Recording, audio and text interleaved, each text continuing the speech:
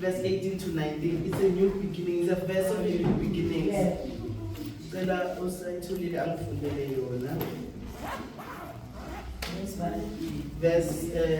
43, verse 18 to 19.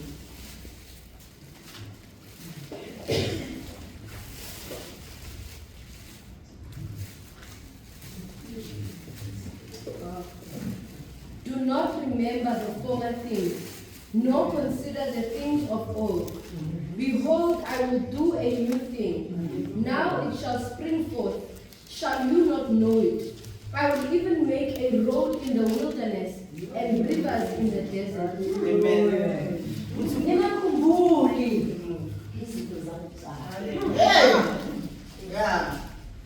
Ningazidli ngezindaba zasendulo.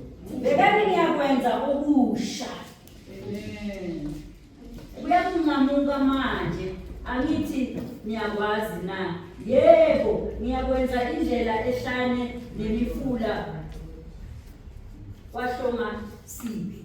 Amen. Yazi le verse leli lithi uthi uNkulunkulu singabheki emuva. Mara sibe nobufakazi basemuva. Mina ngizofakaza ngami. Bazalwane last year ngalenkathi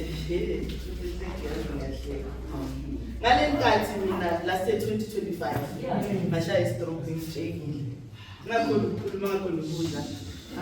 Hayi futhi enhleki mangicabanga lokho but ngoba mawuhamba like uhamba nje abantu uhamba nje unabantu kunalabo bathi hayi funa second option hamba ufuna second option ngathi mina angeke ngize ngikwenze lokho because my grandmother taught me to pray.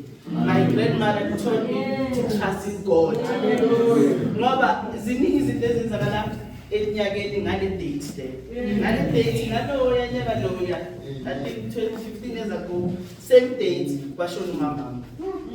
Abulayo stroke. Then last year mangibanje stroke kwashona umama lo engibambe njengomama. Same date. Ngapha ngibanje stroke. So ngisho njalo ukuthi bazalwane asistede emkhulekweni uNkulunkulu khona. Whatever obstacles or izimo hlangabezana nazo, whatever izibungu esihlangabezana nazo, God is there. Kunama new beginnings, izinto ezisemuva asingazibheki mara ezisemuva ezenzekile ezimbi mara zakho uNkulunkulu wakuthatha wakukhipha kuzo fakaza ngazo. So namhlanje phela I'm still standing. So bazalwane namkela enfika igama laJesu ngolengcwele nyaka nomusha. Siyabona ukuthi you are still standing.